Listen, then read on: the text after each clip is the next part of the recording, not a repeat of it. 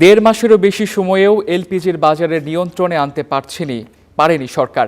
বাজারে 12 কেজি সিলিন্ডারের দাম বিইআরসি নির্ধারিত দামেরও 500 থেকে 700 টাকা বেশি দরে বিক্রি হচ্ছে। ব্যবসায়ীদের দাবি, সরবরাহ না বাড়লে নিয়ন্ত্রণে আসবে না এলপিজির বাজার। ডিসেম্বরের মাঝামাঝি থেকে শুরু হওয়া এলপিজি সিলিন্ডার সংকট ও বাজারে দামের নৈরাজ্য কাটেনি ফেব্রুয়ারির শুরুতেও। যদিও বিভিন্ন পর্যায়ের ব্যবসায়ীদের সঙ্গে একাধিকবার আলোচনা করে সমাধানের আশ্বাস দিয়েছিল বিইআরসি। ফেব্রুয়ারির জন্য বিইআরসির নির্ধারিত দাম যখন 1356 টাকা, রাজধানীর বিভিন্ন এলাকায় খুচরা বিক্রি হচ্ছে তখন 2000 টাকায়। বিক্রেতারা বলছেন, শীত কমায় কিছুটা চাহিদা কমেছে, কিন্তু পর্যাপ্ত সরবরাহ না বাড়ায় থাকছে সংকটও। স্বীকার করছেন বাড়তি দামের কথাও। 1350 কিনে আনছি, 2500 বিক্রি করছি। এখন মোটামুটি 1800-1900-তে আসছে।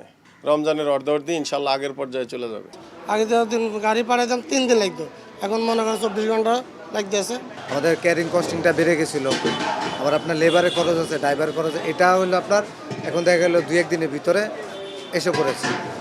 পাইকারি পর্যায়ে কমিশন ও খুচরা পর্যায়ে দাম বাড়ানো এবং সরবরাহ বাড়ানোর উদ্যোগ নেওয়া সহ নানা দাবি নিয়ে জানুয়ারির শুরুতে বিইআরসির সঙ্গে আলোচনায় বসেন এলপিজির পাইকারি ব্যবসায়ীরা।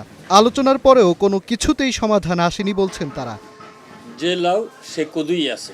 বাংলাদেশে যতগুলা বুটলিং কোম্পানি আছে সবাইকে একই প্রাইজে গ্যাস দিতে হবে এবং সাপ্লাই চেইনটা হইতে হবে স্মুথ, সাপ্লাই চেইনটা হইতে হবে পর্যাপ্ত আমার চাহিদা মতো। 30টা কোম্পানির মধ্যে 1-2টা কোম্পানি আমাদের ডিওর সাথে আর ইনভয়েসের সাথে মিল থাকে। জানুয়ারিতে বিইআরসির সঙ্গে আলোচনায় 1,65,000 টন এলপিজি আমদানির লক্ষ্যমাত্রা দিয়েছিল কোম্পানিগুলো, কিন্তু সংস্থাটির তথ্য বলছে আমদানি হয়েছে 1,05,000 টন।